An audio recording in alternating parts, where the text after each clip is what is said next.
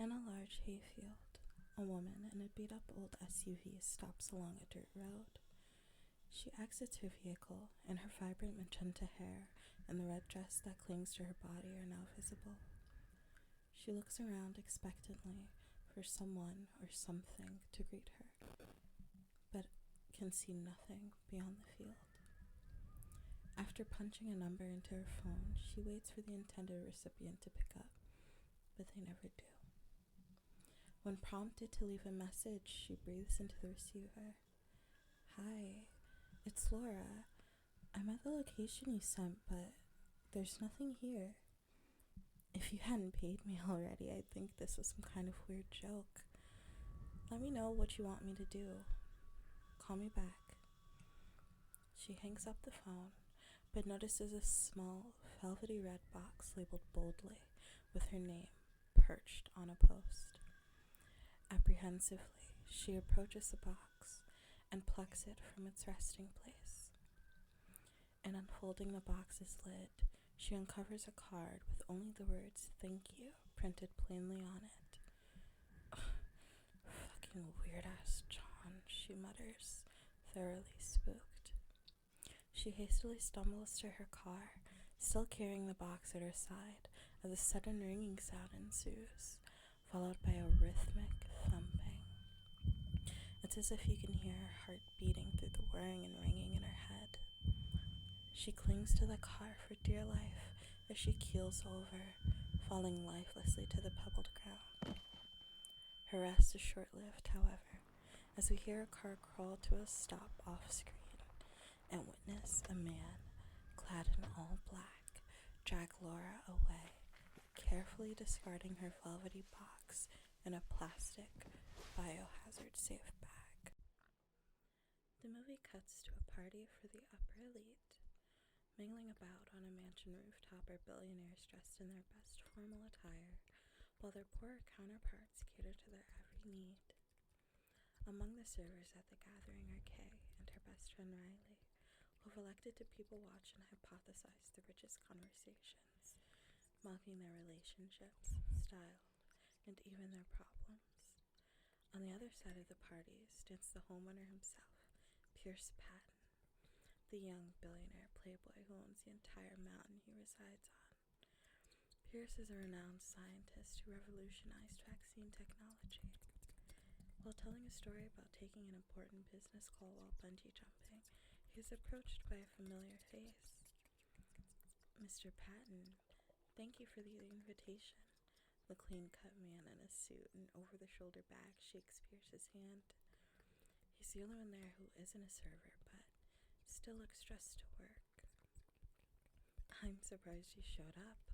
I thought you'd be sick of me by now," Pierce says excitedly, before turning to the group of people he was just speaking to. "Martin's doing a profile piece," he shrugs, as if it was nothing. "It's hard to believe there's still an estate I haven't seen," Martin chimes in. Turning back to Pierce, he asks, "Hey, didn't this whole mountain used to be a nuclear lab or something?" Pierce's expression visibly darkens before responding, "Oh, perhaps decades ago, but now it's just my home away from home. A quiet space for some R&R. That's research and writing." Well, we have very different ideas of R&R, but speaking of writing, Martin pulls from his bag to reveal an unreleased issue of a magazine, presumably the one Pierce's profile piece is in.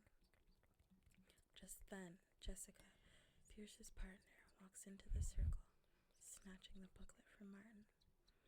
"Medicine's Maverick," she reads, then looks up at Pierce.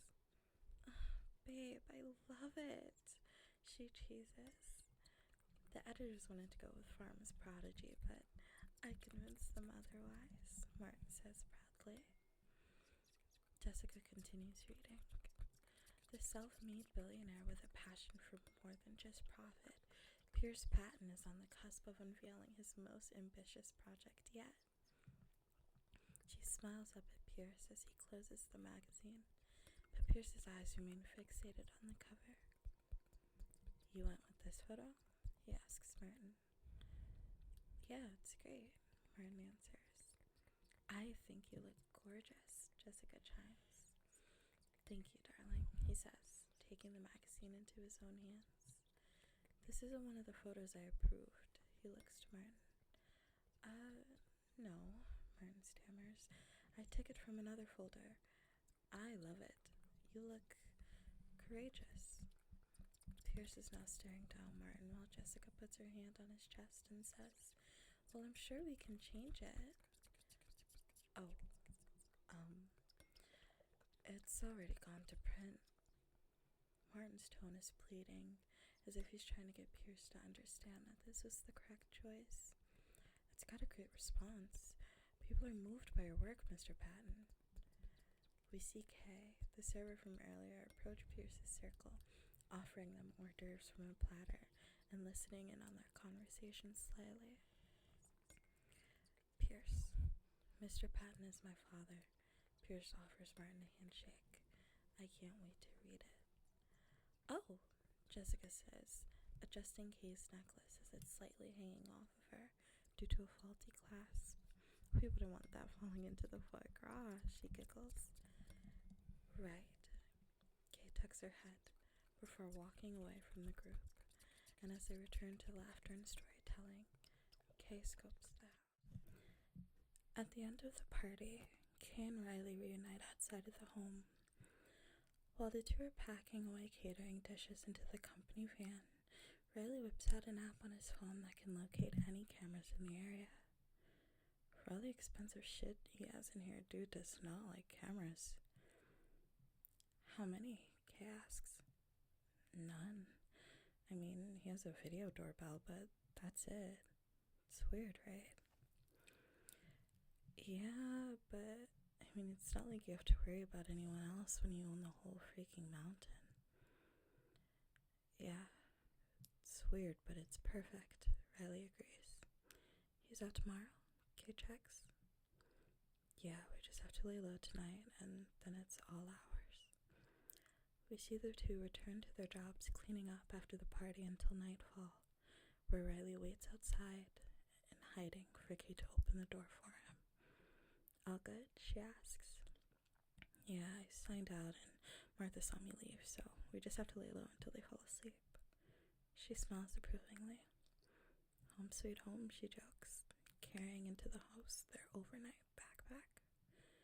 The two are sitting together in a furnished room while they wait for the opportunity to come out. While Riley sleeps on Kay's shoulders, we watch Kay scroll through her photo album on her phone.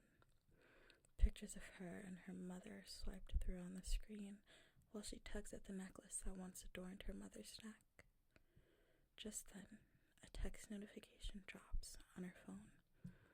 Can you please answer my calls? Her dad asks. She swiped up the notification to reject it and sighs. Tenderly placing her hand on Riley, she whispers and lets him know. Hey, it's time. They leave the boiler room area and enter the house through what looks like a garage. Nice, Riley says, quietly, grabbing something hanging from a magnet and examining it. Kay looks back at him quizzically, and he responds, Key fob. When they enter the main house, Kay does a once around before circling back to the kitchen where Riley was sat. Dude, what the fuck? Riley was eating a leftover pack of hors d'oeuvres. Oh, come on, he pleads, stuffing fingerfuls into his mouth. Okay, fine, let's just take it and go. As they try grabbing the tray, an alarm in the fridge goes off, forcing them to hastily put the tray away into the fridge. As they walk downstairs, Kay says, Alright, so his bedroom's on the other side, so we should stay in this wing. Oh, just a spare wing. They enter a large bedroom, and Riley, who is already kneeling on the bed in admiration, exclaims, Wow, look at the thread count. Come on, Riley, you know the rules. Fine, Riley sighs in defeat. They leave the room and walk to a closet where they will be sleeping. We've had worse, Kay Kay says. It's bigger than my childhood bedroom, Riley says, almost in disbelief. Then jokingly, who needs linen when you have sleeping bags? And they unzip their backpack to head to sleep. Kay wakes in the morning and we see her watching the rich couple through pillars in their home. While Pierce does his morning sunbathing yoga, Jessica approaches him and plants a kiss on his lips. Later, we see the two ready to part through Kay's eavesdropping. They both have trips at this point in time. Babe, enjoy New York, Pierce urges. Let me get this project up and running and then I'm all yours. Promise? Jessica asks. I promise. With that, they exit the house, and Kay eagerly watches them start their cars and pull off.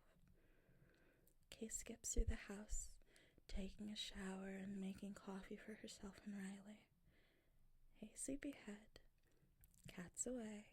Come out and play. Riley remains like a log until she waves a cup under his nose. I have coffee.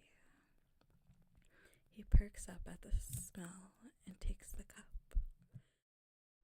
The pool of the house, and Riley turns on some loud music. Kay complains. Right, nah dude, let's keep it down. Riley lifts his palms up in question. The staff's all gone and we're the only people on this whole freaking mountain, he yells dramatically. Okay, I surrender. Incorporating her into his dance, Riley says, I know you do. We see the two having fun around the house, playing with exercise equipment, sculptures in the home, and dancing around until they circle back to the pool, where we see Kay take a cooling dive. Riley sits on a pool chair, swiping through Grindr. This guy's profile says, if you make under 200K annually, swipe left. I mean, you've gotta admire the audacity, right? Hey, Rye. Have you ever thought of maybe not looking at asshole guys' profiles? Like, just maybe? No, never crossed my mind. He puts his phone away. I've got daddy issues, Kay. Clearly, she says jokingly, now looking at a copy of the magazine that Pierce was published in, and sighing, Riley says, why can't I find a guy like this? A farmer bro? A rich bro, he says, opening the booklet. Listen to this. The true measure of a man's wealth lies within the legacy that he leaves behind for others, and not in his bank account. Tell me that isn't some Bruce Wayne bullshit right there, he chuckles, slamming down the magazine on the poolside table beside him. Why are rich dudes so obsessed with legacy? It's like they've got so much money they can't just buy things anymore. Now they're shopping for immortality, Kate complains. Well, that's because a billionaire's midlife crisis is like next level. Like, why would you buy a Ferrari when you could just launch yourself into orbit? I guess, Kay agrees. Just then, Riley notices. Oh, Kay, your necklace. Oh, she fixes it. Thanks. Then rests her chin in her arms. The mood visibly dampened. Her phone chimes and she checks it and puts it down instantly. Is that your dad again? Riley asks. Yep. At least yours calls, he says, sipping from his drink. I'd rather he didn't. Yeah, well, fuck him, right? She half-heartedly smiles and Riley rises from his seat. We're living the life, baby, he says blandly, jumping into the pool beside her. At some point later, Kay is now dry and seated on the couch. It's still daylight out, and she's checking her voicemails. Most of them are from her father. She clicks on the most recent one to listen. Kaylee, look, we've both said things we didn't mean, but it's been 4 months. You need to come home. Sweetie, I miss her too, but Mom wouldn't want this for us. Kay, she cuts the message off. She goes to put her AirPods in and play music instead, but hears an unfamiliar noise Only once. She sits up and listens for a beat, and then calls out to Riley. She decides the noise was nothing and continues with playing music in her ear. Then, the sound occurs again, a lowly, echoing boom. She sits up to take out her AirPod and walks in the direction that she believes the sound to be coming from. The direction of the elevator. She's standing in front of it, not sure what to expect. Then it slowly opens, revealing Riley, and she sighs, grinning to herself. "Don't be mad," he says. "Why? What did you break?" "No, nothing. Just a billionaire's heart, hopefully." He pans his open phone to her, smiling in self-satisfaction, as Kay observes the profile of the man that he's been flirting with. "I'm heading out." "Really?" she pleads. "I thought we could check out the cinema room tonight." "Yeah, and you should totally do that. I will be out hunting for sugar daddies, but you can watch whatever you want. I'll be home soon, and like Mother always said, if you're not in bed by 10, come home." "This isn't a hotel, Rye. You can't just stroll back in here." "Oh, really?"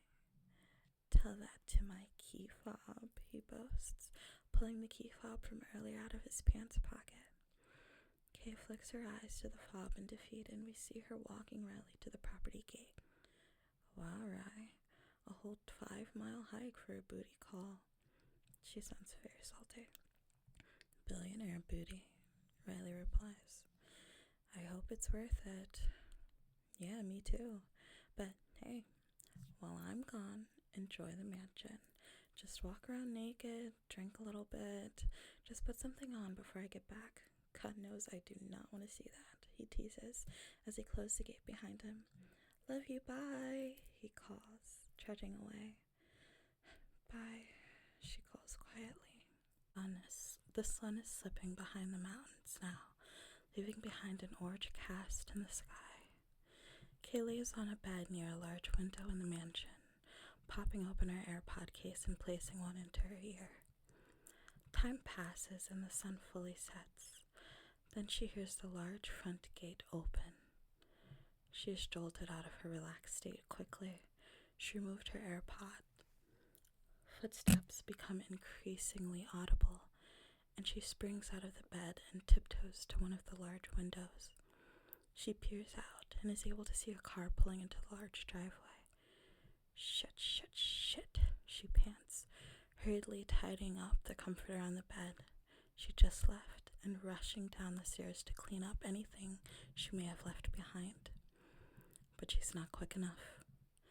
The front door swings open, and she sidesteps to the right, just out of view, just in time.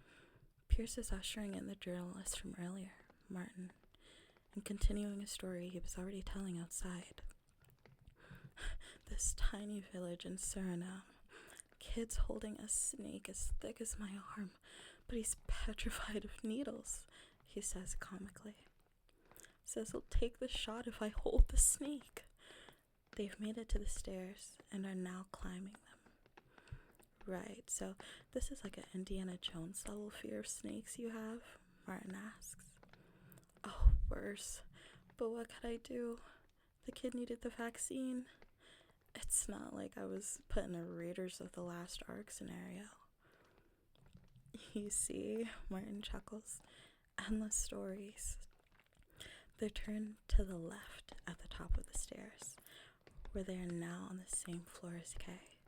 But we see that she is hiding behind the couch. Thanks again for taking follow-up questions, Martin says. My pleasure. Pierce gestures for Martin to sit on the couch. So, Pierce, you patented your first drug when you were 23. Drink? Pierce interrupts. Yeah, thanks. He's readying his notepad and pen to take notes and continues as Pierce walks off to the other room. Since then, you've diversified into various cutting-edge medical technologies. Pierce peeks his head back into the room. 82 Bordeaux or 96 Barolo? Another interruption. If it's wine, I'm fine. Martin rushes his answer. Pierce disappears again, and Martin returns to his topic of interest. Recently, you made massive investments into oncological research and biotech startups. We see Kay behind the couch hyperventilating quietly as she listens to their conversation and searches for the next move. This new venture, I went with the chateau this year. Pierce enters the room fully again, holding the extravagant bottle of wine. Okay, geez, I think that's worth more than my car. An awkward beat passes, and then Martin attempts the conversation again as Pierce works to open the bottle. So, recently you said that you've been working on the holy grail of medicine, right? This wine, Pierce begins, examining the bottle carefully, is not just about the name or the prestige. He wafts the bottle under his nose and intakes the scent. It's about time. Every bottle embodies decades of meticulous cultivation. He's pouring the wine into 2 glasses now. Years of perfecting the blend and patience and letting it mature to this exact moment of perfection.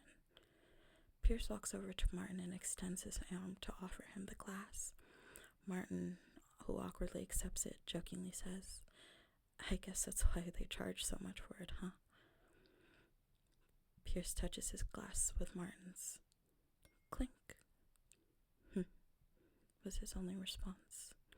They both sip from their glasses. The tension is visible, but Martin remains professional. Time is everything, Pierce states, turning to walk away from Martin again toward the island in front of the couch. Time is the one thing that I can't buy. He puts his glass on the island. So you see, it's a commodity that I value highly.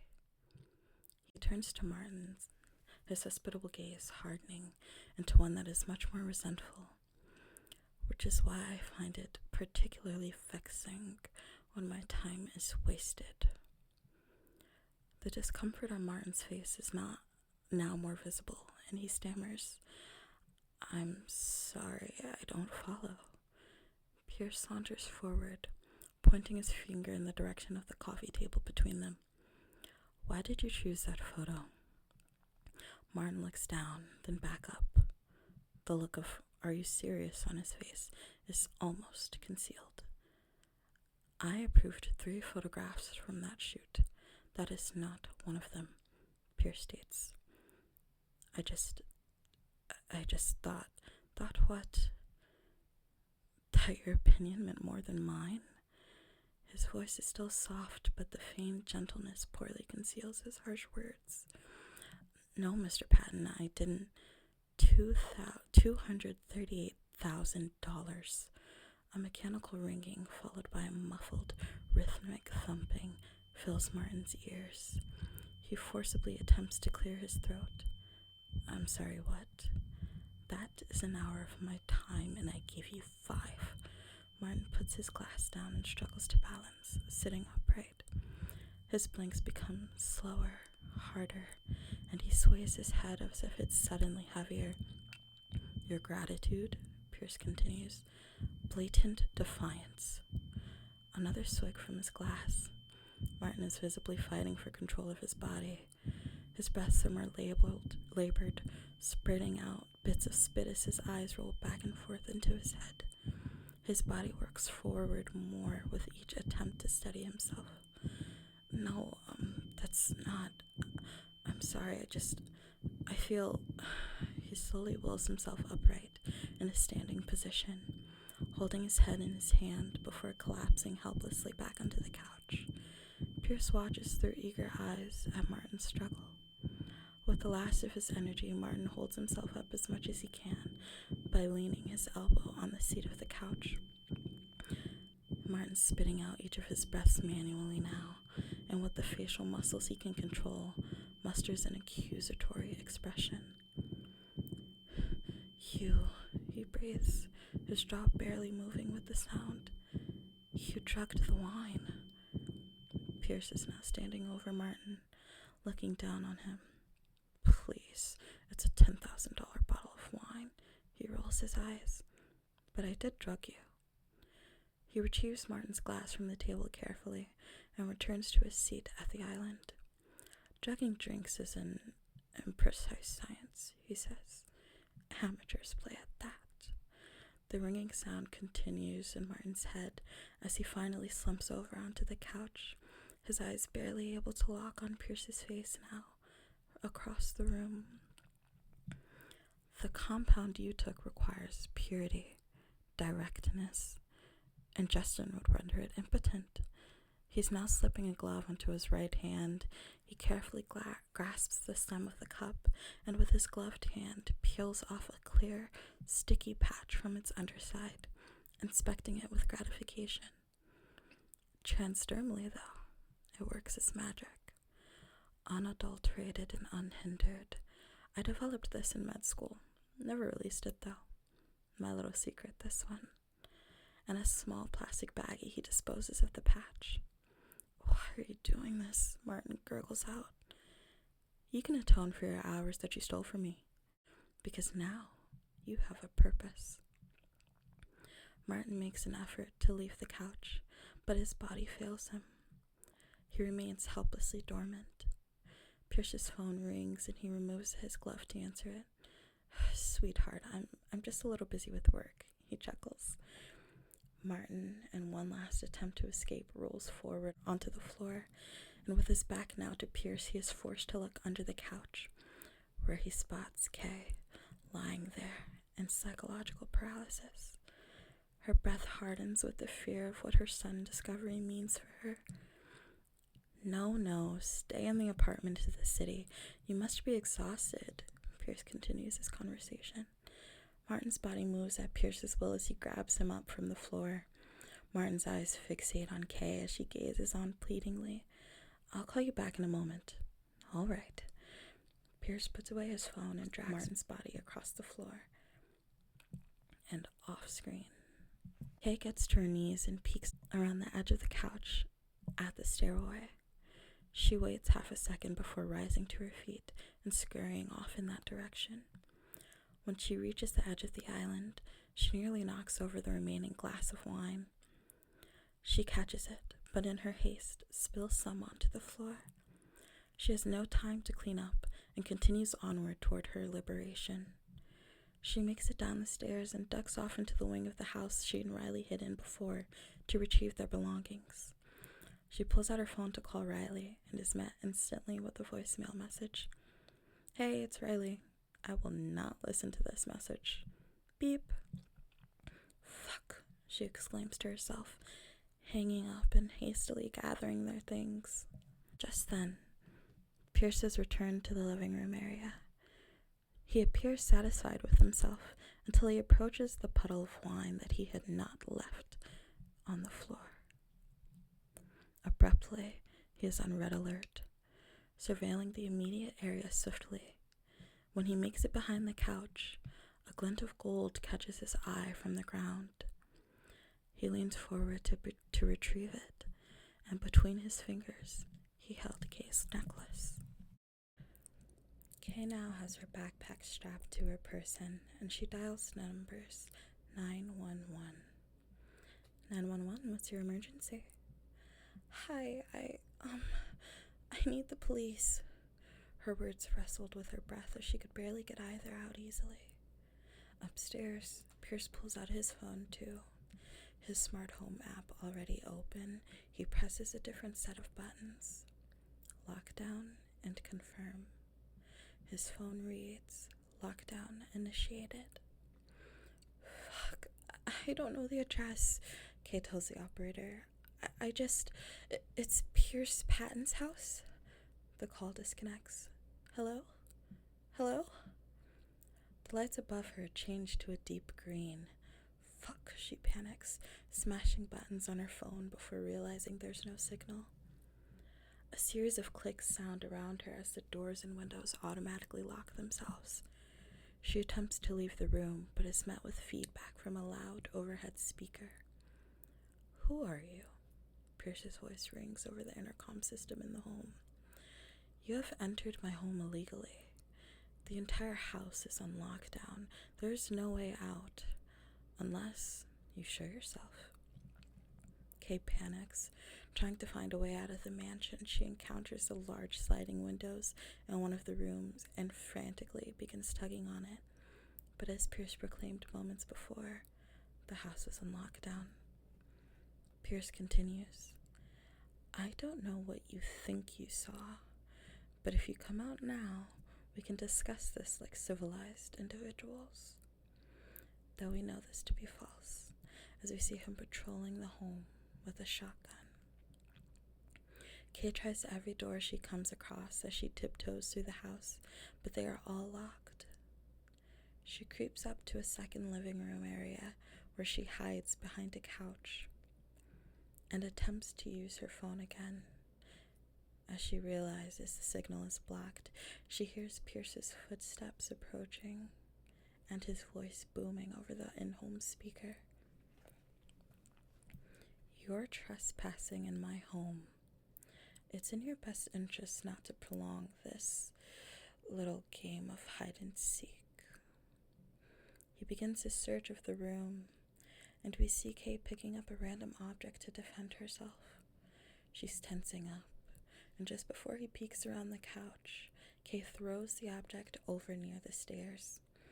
Pierce hears the sound and thinks she's downstairs, so he rushes down there as well.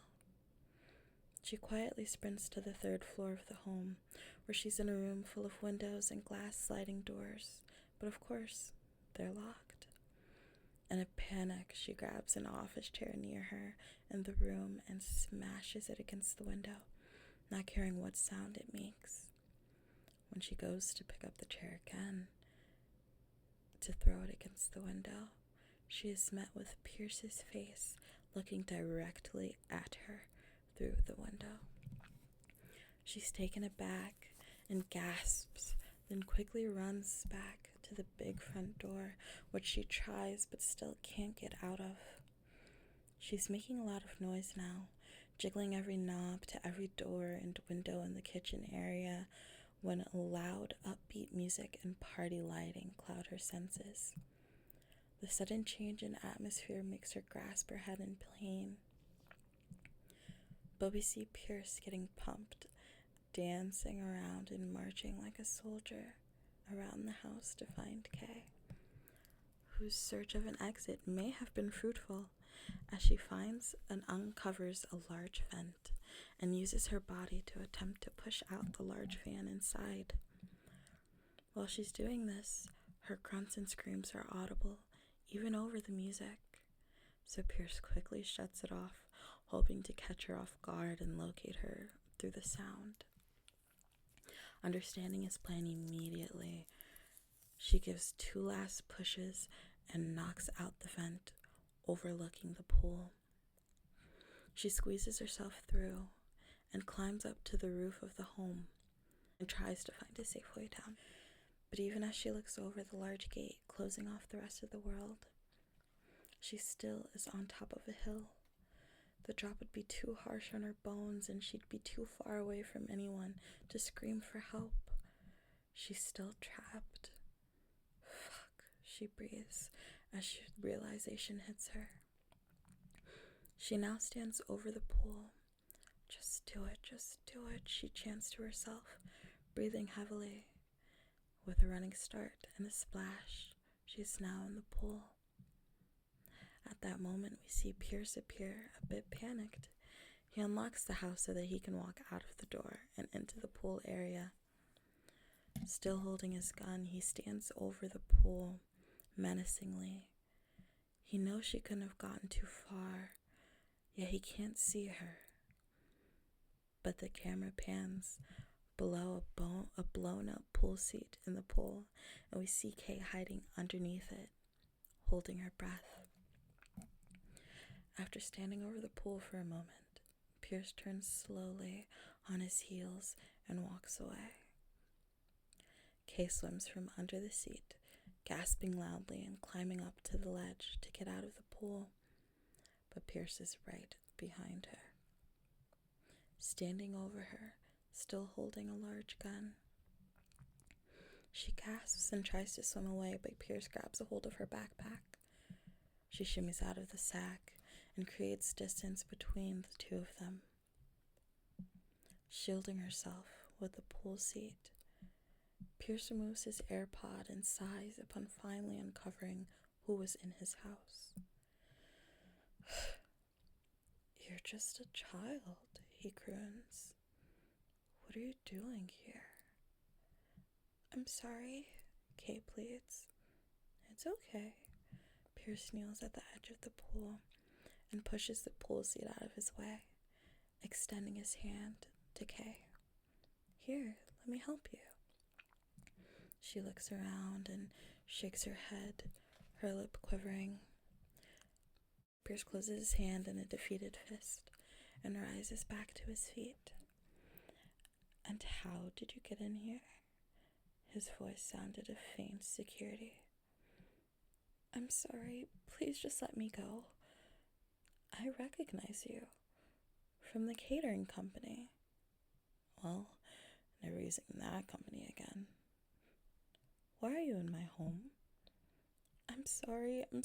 That's not an answer," Pierce interjects. "I had nowhere else to go." Pierce shifts his gun back into his dominant hand. Please just let me go. Who knows you're here?" "No one, and I didn't see anything, I promise." "You're not a good liar. What you saw was necessary. What's your name?" He brings his gun to his front, crossing both hands in front of it as a threat. "Come on, your name. Seems fair, seeing as you've been living in my house, watching me, invading my privacy." "Kay," she forces through tears. "Kay," he confirms. He pulls out her necklace that he retrieved earlier from the floor. "What's the story behind this one?" "A souvenir from another one of your squatting adventures." "What will I find of mine in here?" He presses his gun to her backpack. "It's time to get out of the pool now, Kay."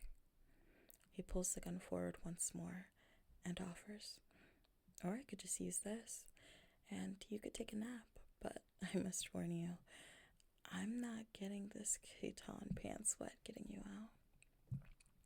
She tries to swim to the other side of the pool, but he follows her. She moves to the other side, and he's there too. "No, please," she begs. "My friend knows I'm here, and he'll call for help." "Really? And what'll he say?" "I haven't heard from my squatter friend in a while. Better check the last place she broke into."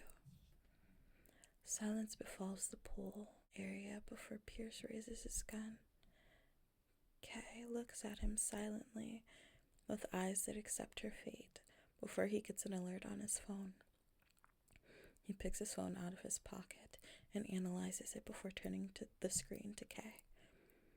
On the screen, we see footage of a police officer at the front door. Pierce feigns surprise and gasps, "Did you call them, Kay?" He shakes his head at her lack of a response. "I'll take care of this," he promised, before pressing a button to close the metal pool cover. "No, please," Kay begs, trying to exit the pool, but Pierce threateningly walks along the side of the pool so that she can't get out. The pool cover finally reaches the other side of the pool, and Kay bangs on the cover from underneath, pleading with her cries.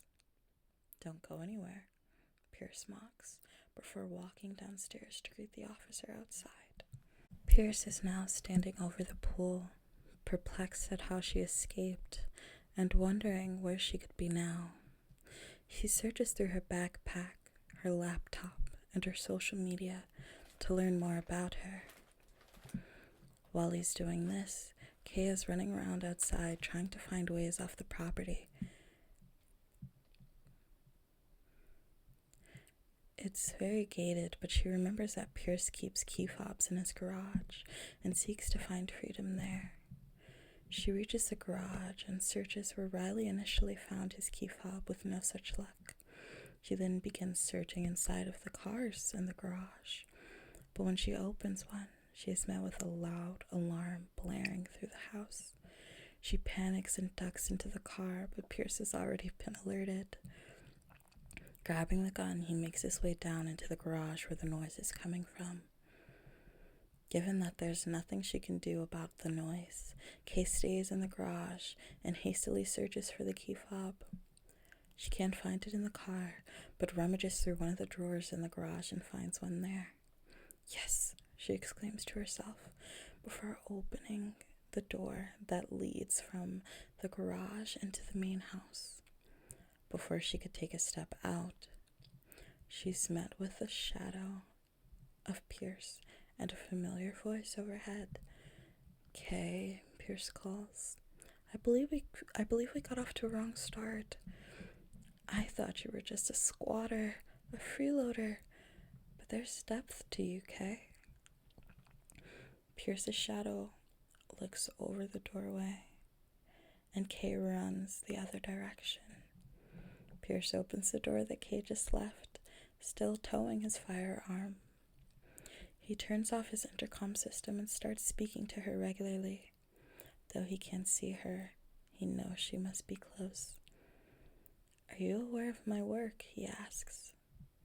"I bring healing, Kay. I offer cures." As he's talking, he's slowly pacing around the garage, peeking under cars and trying to find where she may have hidden herself. To conquer diseases previously thought unbeatable, to defy the very fabric of life itself, reshaping the narrative of nature, he sighs in pleasure, is an unparalleled power. Imagine being a part of that, Kay. Pierce stands right in front of the car that Kay is underneath, and we see her click a button on the fob she holds. The garage door opens slowly, and Pierce approaches it apprehensively. While his back is turned, Kay slips from under the car and speeds into the main house. She finds the elevator and waits for the door to ding open. When it does, Kay has to stop herself from gasping.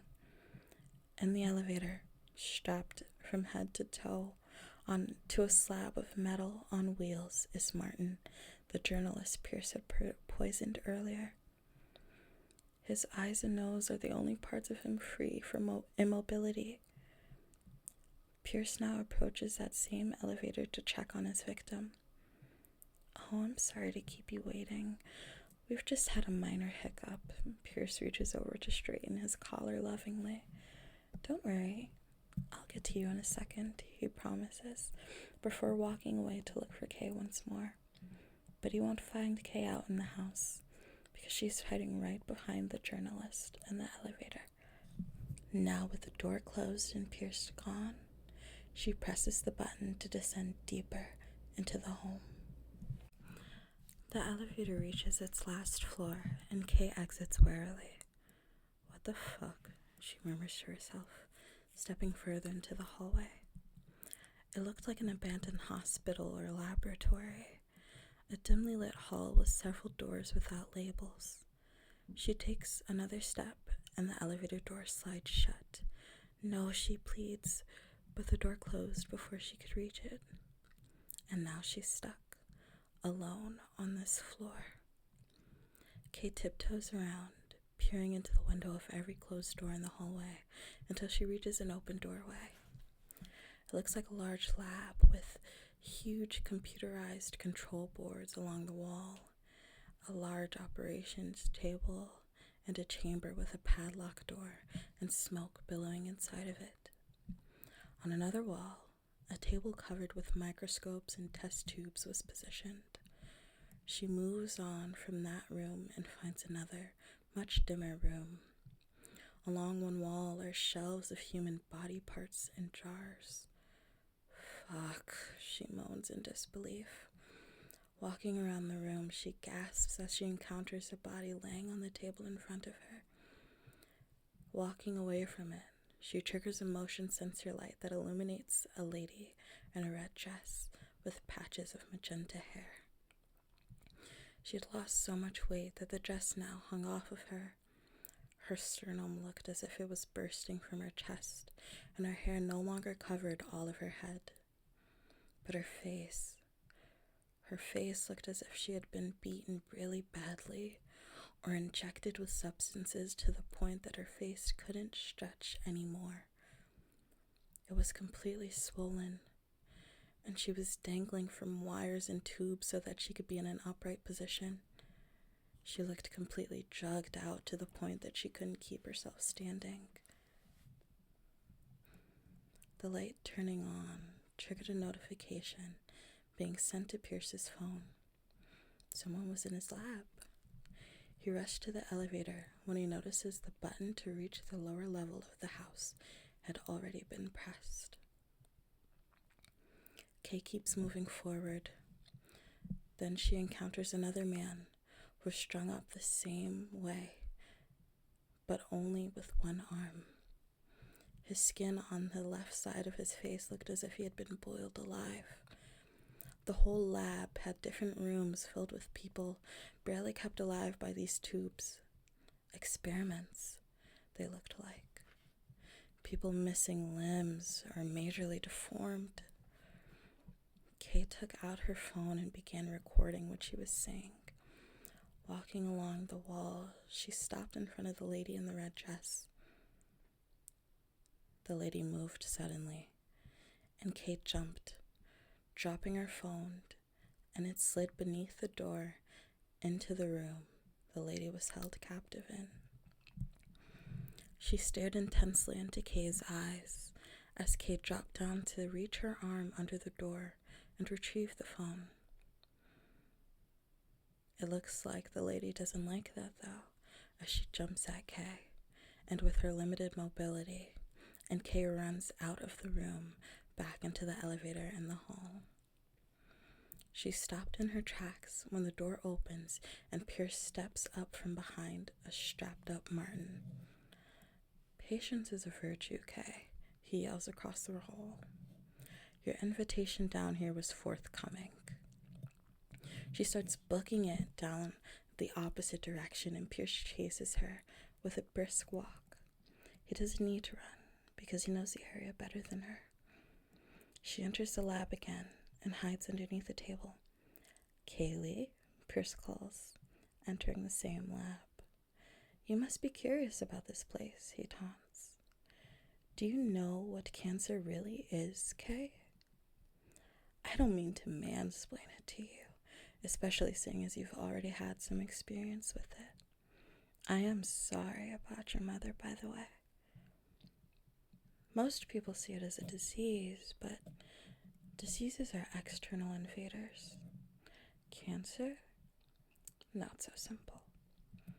It's our own cells betraying us. Each variant is as unique as the person it inhabits. Within these walls, I'm unlocking an enigma. Can you think of a greater legacy than that?" Just then, as Kay is crawling away from where Pierce is looking, one of the experimented on humans jumps at her, alerting Pierce to her location. She stands and tries to run, but he lunges forward and grabs her. She breaks free, and he fires a shot in her direction. She hides behind a pillar in the room, and he sets the gun down, then slowly approaches the pillar himself. She jumps from the side, pushing the cart near the pillar into him, and runs into the opposite direction. She hops over a table, and he intercepts her, slamming her down onto the table and pinning her shoulders. Using her hand, she finds a scalpel lying on the table and stabs him on the cheek. He lets out a loud cry and loosens his grip on her. She runs for the elevator, and in his frustration, he calls out her name. She's pushing Martin out of the elevator to make room for herself now. Pierce is in view, standing down the hall from the elevator. "Kaylee," he calls again. "I'm so sorry," she whispers to Martin as she wheels him out of the elevator into the hallway between her and Pierce. She rapidly and repeatedly presses the closed door button, and it closes just before Pierce could board the elevator. She clicks to go to the first floor, trying desperately to catch her breath. She makes it outside to the driveway when headlights pull in. Jessica steps out from her vehicle. "Who are you?" she demands, walking toward Kay. "Oh my God, please help me," Kay pleads. "What is he playing at?" Jessica looks almost disgusted. "What?" Kay was taken aback. "I mean, you're younger than he usually goes for, but we have rules." She rolls her eyes and then turns her head up to yell in the direction of the mansion. "If you're inviting someone over, at least give me a fucking heads up." "No, that's not," Kay tries to explain. "This is why he told me not to come back, isn't it? He told me he was working." "No, listen to me. We need to get out of here now."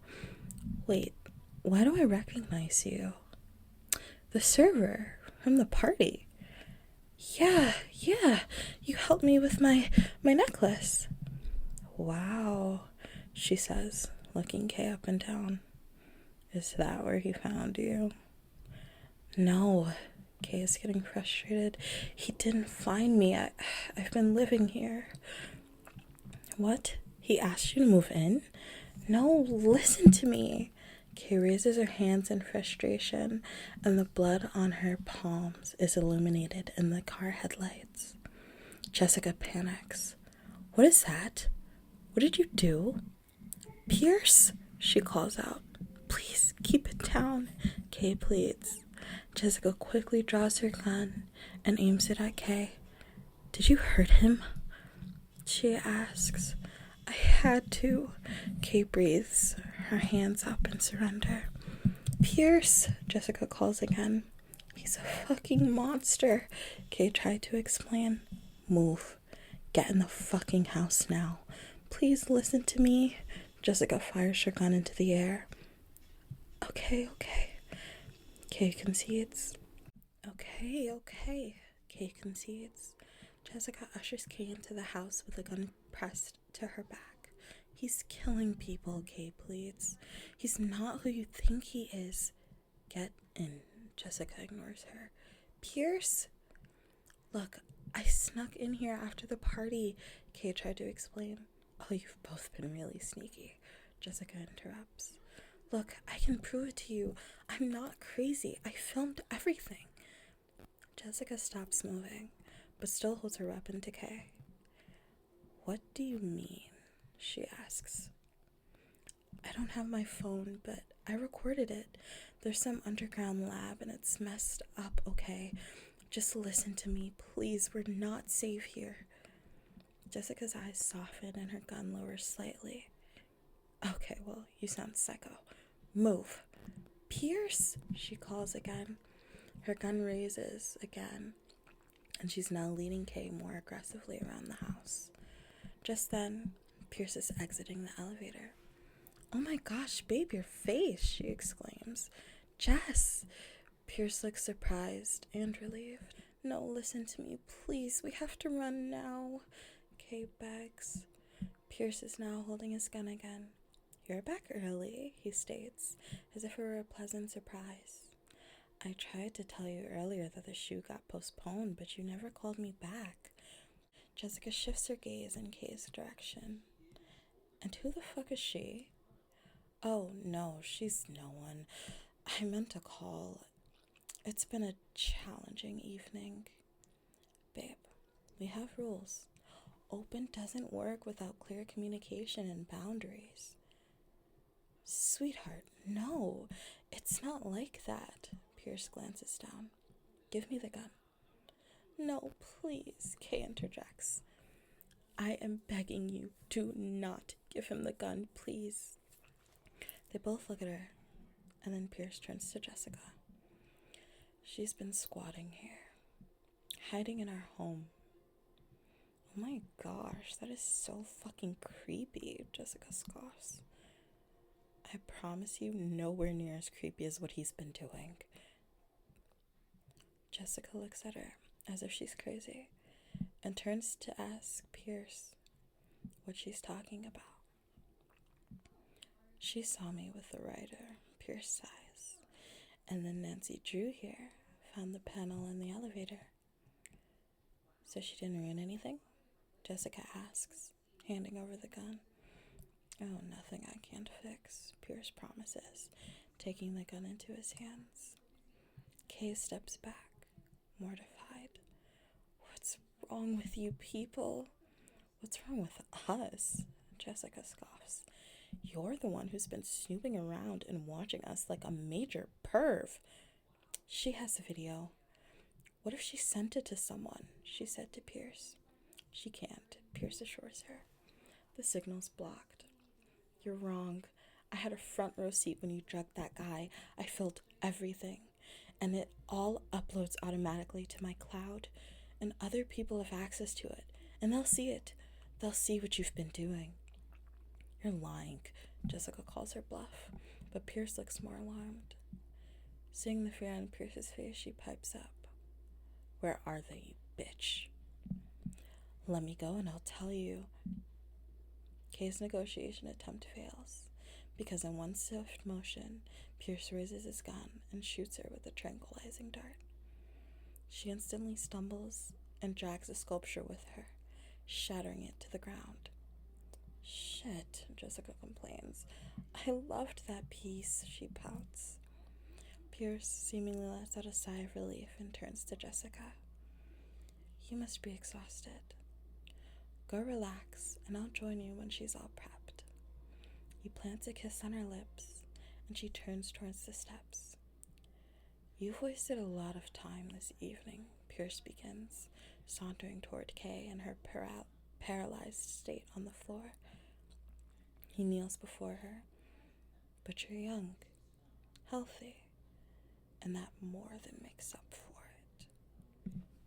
It's daytime now, and Riley is climbing over the fence to enter the property. He knocks on the door and calls Kay's phone to get a hold of her, but it goes straight to voicemail. Can you answer, please? I'm trying to get in the house. I need to shower for more reasons than one. He walks around the perimeter and finds an open entrance. Honey, I'm home, he jokes as he enters, yelling up the stairs. My other family says hello. Looking around, he realizes there's no response or sign of Kay anywhere in the home. Kay? He calls. Yo, Kay. Nothing. He calls her again to leave another message. Hey, yo, I get you're mad about last night, but you could have let me know before you bounced. Whatever. I didn't get a lot of sleep, so I'm gonna enjoy the space all to myself now. And I guess I'll see you at work tomorrow. We see Riley walking around the house, making drinks, listening to music, dipping in the pool, and eating snacks. As he walks from the kitchen to the pool again, he nicks himself on a piece of glass on the floor. A piece of glass from the sculpture that Kay broke earlier. Son of a bitch, he whispers to himself before turning around to go up the stairs. Just as he reaches the top of the stairs, Jessica is exiting the elevator on the main floor. She is seen with blood smears on her shirt, and she's cleaning underneath her fingernails. She walks to the kitchen and notices a bottle of alcohol sitting on the counter. She picks it up to examine it. The bitch drank my gin? She scoffs in disbelief. Riley is upstairs, cleaning his wound and preparing to shower when he notices Kay's necklace sitting on the bathroom counter. He holds it in his hands as he calls Kay once more, straight to voicemail. Hey, so I need you to call me back. I just need to know that you're okay. Please? He hears footsteps down the hall and walks toward them in relief. Have you been trying to worry me to death? He breathes out, but before he's spotted, he sees Pierce walking from around the corner and ducks back into the bedroom. Babe, is that you? Jessica asks. Yes, Pierce answers. She cracked open the gin Elton gave us, she complains. Rude. He placates her, half amused. They enter the bedroom and walk towards the shower. She's a tough bitch, Jessica gives. Yeah, he agrees. She's perfect. You're sure no one's coming for her? Look, I know I usually do a little more recon on my subjects, but I promise you, she's a runaway. We really lucked out on this one. Pierce places the gun on the edge of the tube and they both begin undressing. Speaking of new test subjects, Jessica begins. The producer didn't give me the role. They went in a different direction. Sweetie, we are not using the producer who turned you down. Jessica looks down in disappointment. We can buy her new studio and bankrupt her, though. She smiles and embraces him and thanks. They shower together, washing the blood from each other's bodies, and we see Riley hiding on the other side of the shower, listening in fear as they make love to each other. They are now cuddling each other on the bed, fully clothed. Riley is still hiding in the same place, and it appears to be nighttime again. I'm gonna head downstairs, Pierce declares. The calibration is almost done. Riley is listening intently for his opportunity to advance his position. He's been staring at the gun in the tub for hours. The two share a parting kiss, and then Pierce rises from the bed. When Pierce heads downstairs, Riley quickly sneaks from behind his hiding place and grabs the gun. Pointing it at Jessica, he demands, "Where is she?" Jessica looks more annoyed than fearful when she turns around, so he presses again. "My friend, where is she?" "Downstairs. Take me there now." As they're walking down the stairs to the kitchen area, Riley following Jessica with the gun, she mocks, "So are there any more of you squatters sulking around?" "Oh, wait."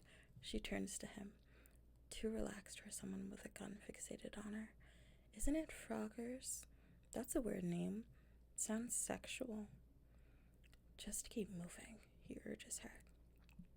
She turns around and continues walking.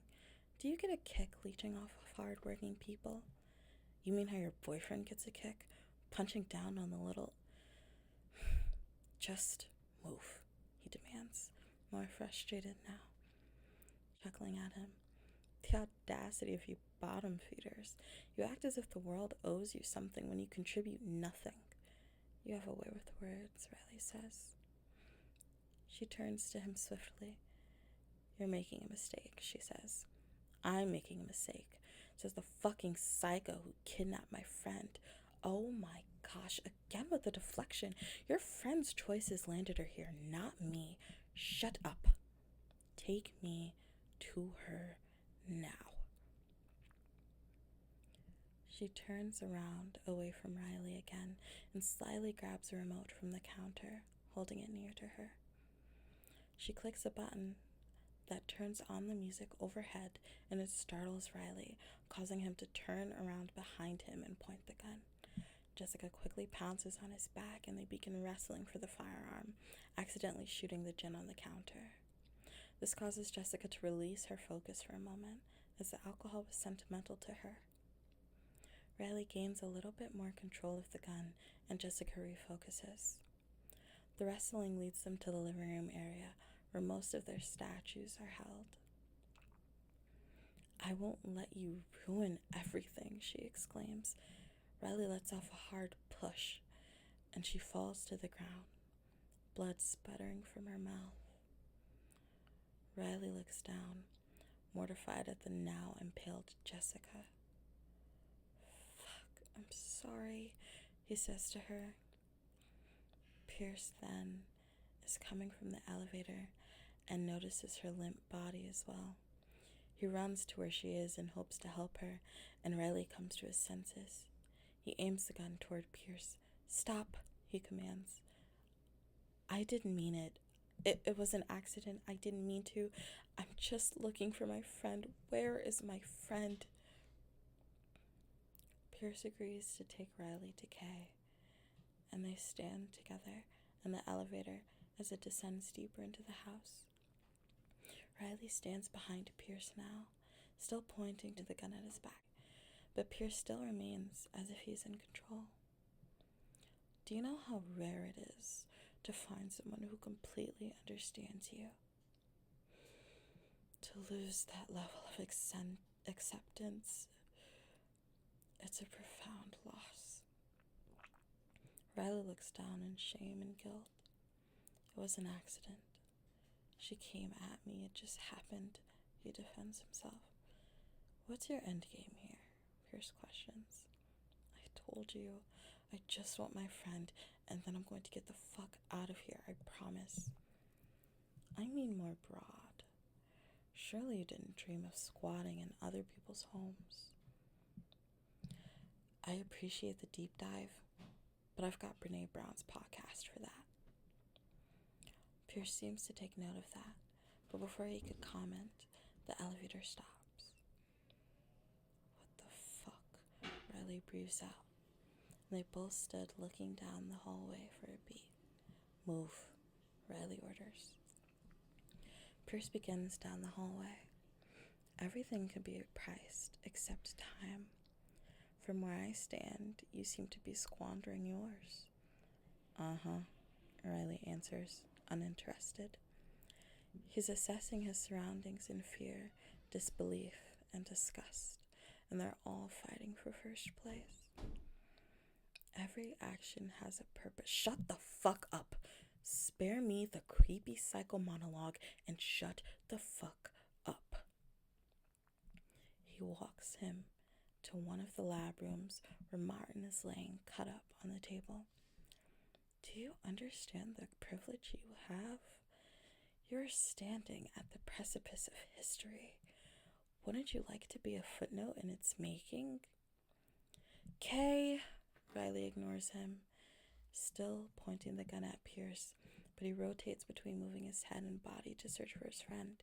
Kay, he calls out again. Then he encounters Martin's body, and fear wins the race. What the fuck did you do to him? An acceleration of metastasis, he answers. What does that mean? What would normally take years, I've achieved in minutes. He glanced around the room, urging Riley to do the same. This optimizes the cellular environment for the rapid proliferation of cancer cells. Riley looks to Pierce in horror. You gave him cancer?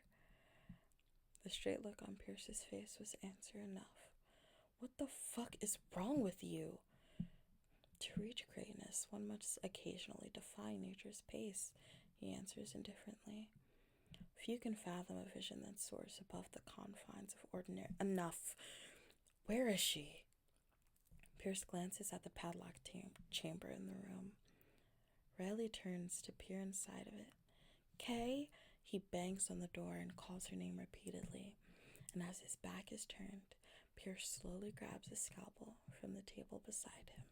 We see Kay slowly rise up from the floor in a room different from the chamber that we were told she was in. She looks up and sees someone hovering over her, dangling from tubes and wires. This startles her into remembering her situation, and she instantly begins to try to find fault in the door that keeps her confined. She's startled again as Pierce is walking directly toward her with his phone facing her. Live video footage is playing on the phone, and she hears Riley cry for help. He's strapped to the chair, begging to be let go. Your friend bought you some time, he tells her. I can start on him. Please don't do this, she pleads.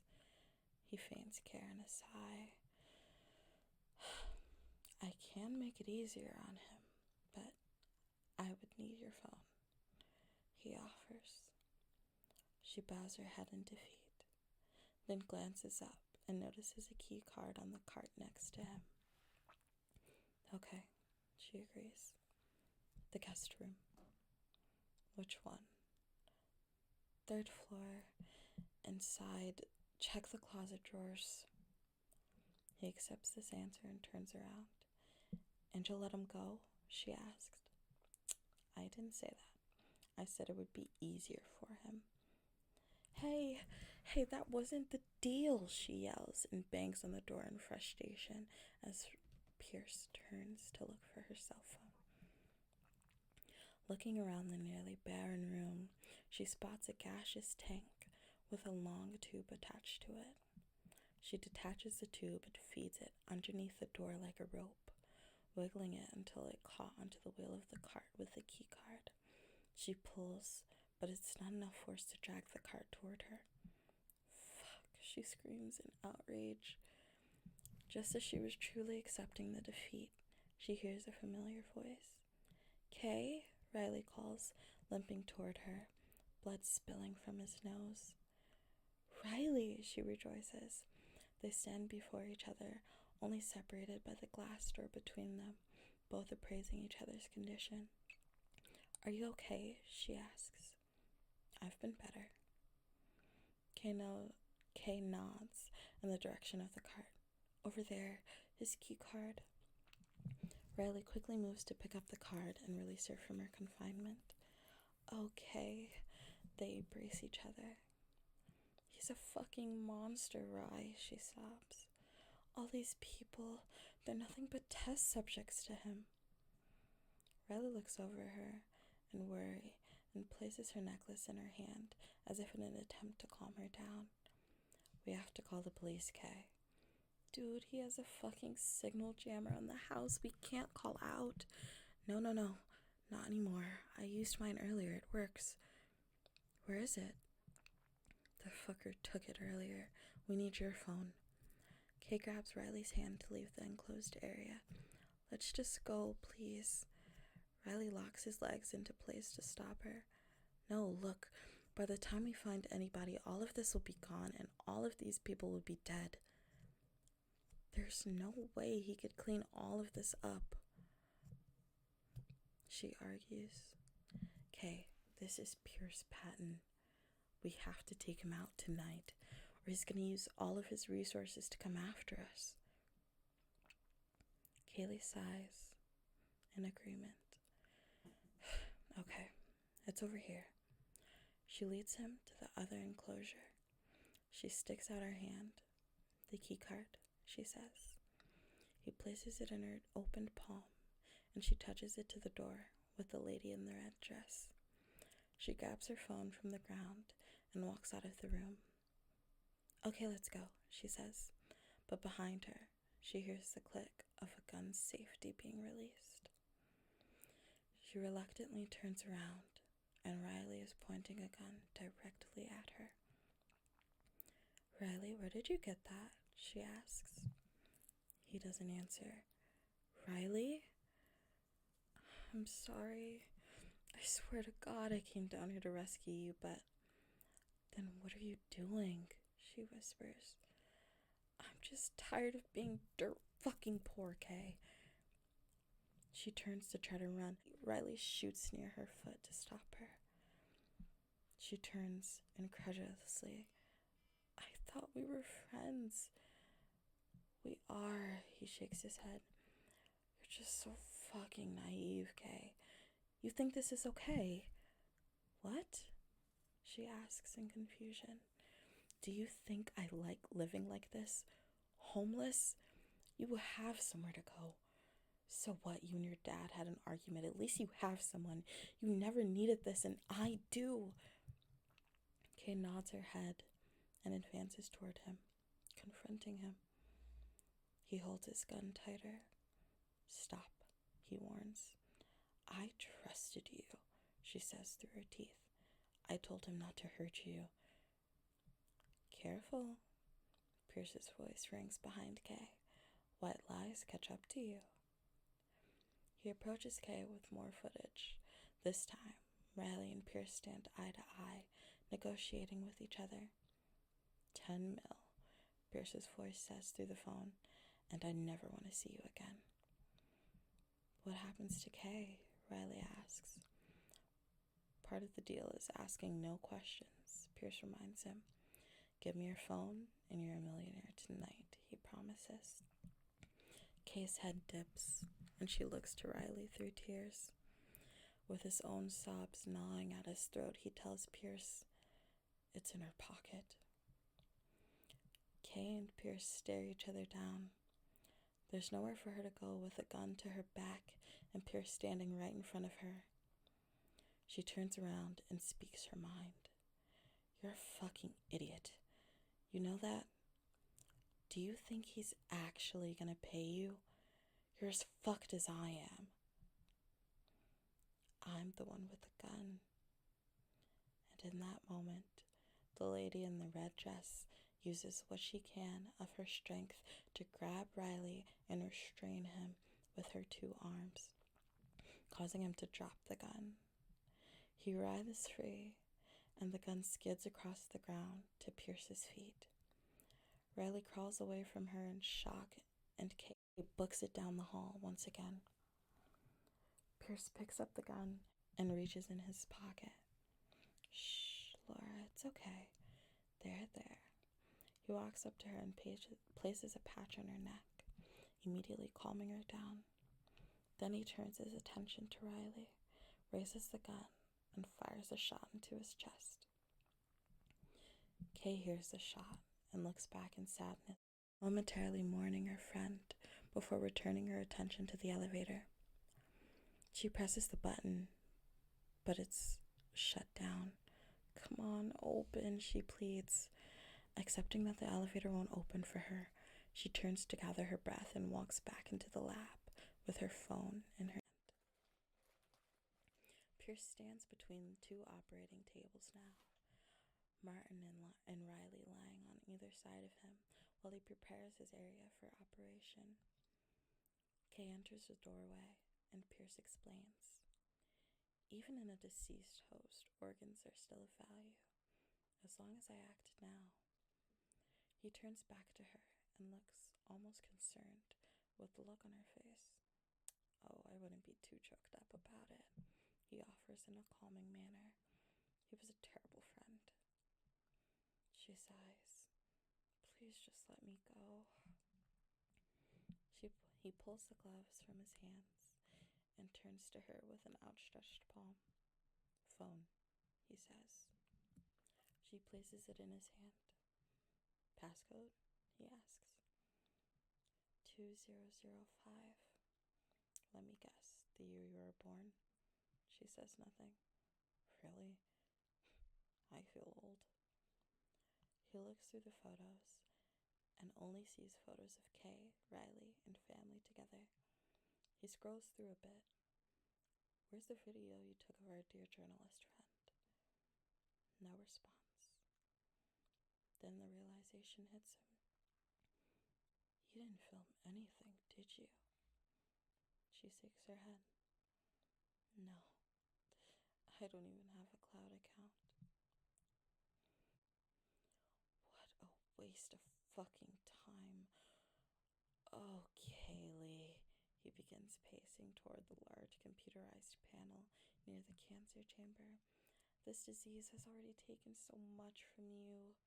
He clicks a few buttons to turn it on. I had attended a much more merciful experience for you. I have to admit, you've been a challenging adversary. Is this resilience something you got from your mother? How invasive was it? Did she... Pierce begins staggering, losing his balance. Did she... Kay watches in amusement. What did you do? He spits out, his words slurring together. Kay walks over to the glove that Pierce had removed earlier and puts it on herself as he struggles to breathe manually. What was it you said earlier? It needs directness to work its magic. Pierce is leaning on the chamber door for support as his hands stumble over themselves to grab his phone out of his pocket. He turns her phone over to reveal the back of it had a small clear patch stuck to it. Bitch, was all he could manage through his teeth. Kay grins from ear to ear in disbelief, and she goes to grab the phone with her gloved hand. And yeah, I do take after her, she snarls, face to face with her tormentor. My mom was a fucking fighter. She pushes him into the chamber and locks the door tightly. All Pierce can do is scream as the smoke engulfs the room. She removed the poison sticker from her phone and sticks it to the door before removing the glove and picking up the master key card to the lab area. She allows herself to move slowly to the hallway. As she approached the elevator door, her whole body sore. Before she could reach the door, Pierce, now deformed from his own creation, lunges forward to her, holding her captive in his arms. They wrestle to the floor, and he bests her, mounting himself on top of her and forcing her to face what she's done to him as he wraps his hands around her throat. She manages to knee him in the groin, and he rolls off of her. He grabs her leg as she attempts to crawl toward the elevator to escape. She kicks him in the face and shuffles to use the key card to unlock the elevator doors. She throws herself through the doors, pressing the button to the main floor as rapidly as she can.